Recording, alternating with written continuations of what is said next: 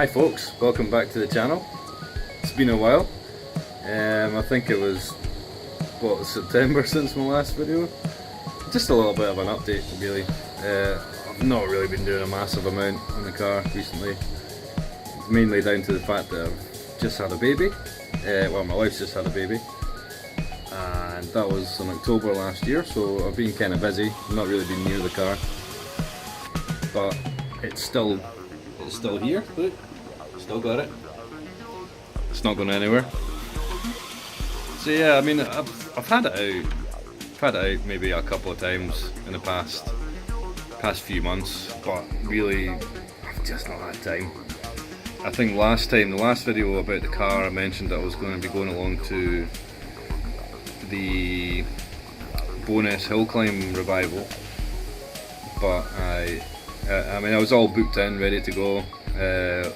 Went to leave in the morning, and the clutch cable went, so I didn't actually make it to the Bonus hill climb revival, which was great. So that was my last show of the year, which I didn't actually make it to, which was a bit rubbish. Since then, we have put a new clutch cable in the car. Maybe had the car out 3 or 4 times since the new clutch cable's been in, just to keep it running. Not had it out too much because, you know, salty roads and all that in the winter, and it's Baltic, and yeah, car with no heaters isn't much fun. But yeah, had it out a few times after the change the clutch cable, and then the clutch cable went again.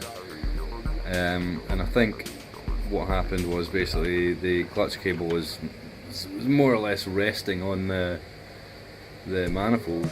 It was wrapped in heat-proof foil and all that kind of stuff, but it was burnt through that, and burnt through the cable, and it basically melted the sheath to the cable, and it just seized up. So we've had to order a new cable. So as you can see there, we've fitted the new cable back on, and we've pulled it away from the manifold a wee bit, so hopefully there's enough. You know, it's not resting on the manifold anymore, and we've got this stuff. It's like a sort of corrugated foil, and it gives a bit of a gap in between the cable and the foil, so that, you know, heat isn't sitting right on the cable. You know, it's heating up and it's going through the gap in between the cable and the foil. So we'll see how long that lasts. I tried to order a slightly longer cable, a 1.5 meter cable, but actually it was a complete wrong thing. You know, it didn't have the adjuster on it, or it was the wrong ends and everything. So I sent that back, and I've just resorted back to the Burton. I think it's the 1.2 meter cable, which is, you know, could do with being a bit longer, just to, you know, give a bit more space around the manifold, but it is what it is. I'm gonna, you know, keep hunting for a slightly longer cable, see if I can find one and have it as a spare, so that next time, hopefully this cable lasts a wee bit longer, but next time hopefully, you know, we've got a replacement on hand, that we're not, you know, the car's not going to be out of action for too long if that happens again. Car still looks the same. It's been sitting here, a nice warm garage over the winter, so it's been kept well. Like I say, I've only had it out really a couple of times since my last video. So what's next to the car? I think the next main thing I want to do to the car is try and save up the pennies for a limited slip diff and get that sorted. I've noticed that there's a track day at Knockhill on the 31st of March. It was a couple of months away, so I think I'm going to do that one. Although I have noticed it's on Mother's Day, so I'll see if I can get away with that with the wife. Treat the wife to a track day to watch me go around the track. But yeah, that's my plans, is hopefully get back on the track on the 31st of March. The next thing I was quite keen on doing was fitting, you know, the kind of carbon fibre covers for here.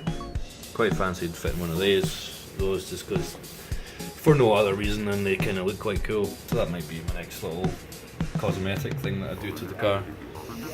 Hopefully this year I'll get that sorted. As you can see, this is all still the same.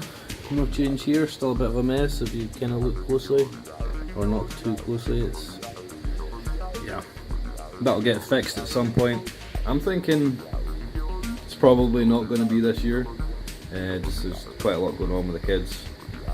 They're still quite young, and getting away from the house just now is quite difficult to work in the car and do stuff. So I think what I'm going to do is just hopefully just enjoy the car a bit this year and try and do a bit more with it. Maybe go to more shows, try and do a couple of track days, little things here and there. This has been my latest purchase for the car. I actually went for the GoPro's own rover mount, because the one that I had was a bit of a ghetto kind of metal bar that kind of hung down from the roof, and kind of, you know, it felt a bit wary of using it, because, you know, if I had a crash then the bar might kind of go in my head or something. So yeah, I thought this was a bit safer. It might stop with the vibrations coming through the camera and a lot of the footage that I've got. So, yeah, see what this is like actually.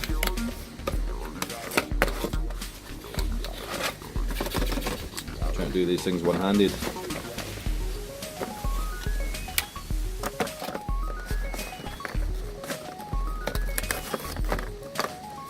Yeah.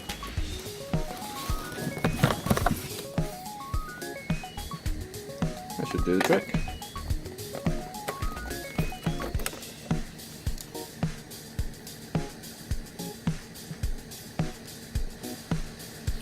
What I'll do just now is I'll fit this on the car and yeah, see how that works.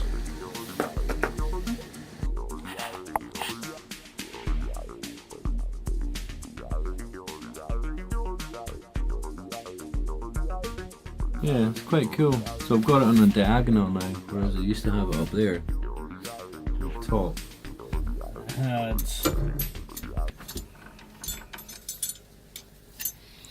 Basically I used to have this bar attached around there with obviously a Smurf, and there's a big bar hanging down there with the GoPro mount, but it just seemed a bit heavy duty for holding a camera, so yeah, I wanted to just get something a little bit lighter. Obviously you've got your sort of foam padding, and it's got the sort of inbuilt GoPro sort of rubber there, which should stop a lot of the vibrations. I'd like to get a new GoPro one of these days, but they're expensive. So yeah.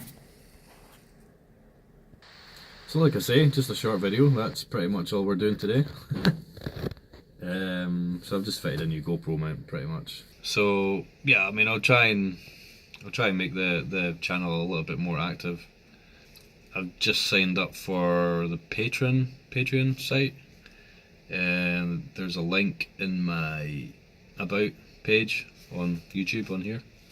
If you want to have a wee look at that, basically what I'll do is I'll upload videos there before they actually go live on YouTube, so you'll see them a little bit sooner. And you know, if you feel like you want to support the cause of Smurf mobile videos, then feel free. But I was just kind of freeballing with it really. I didn't really know what it's all about. Yeah, so stay tuned. Hopefully the next video won't be quite so far away. And like I say, I'm hoping to try and get back to Knockhill on the 31st of March. So I might see some of you there. Thanks for watching. Cheers.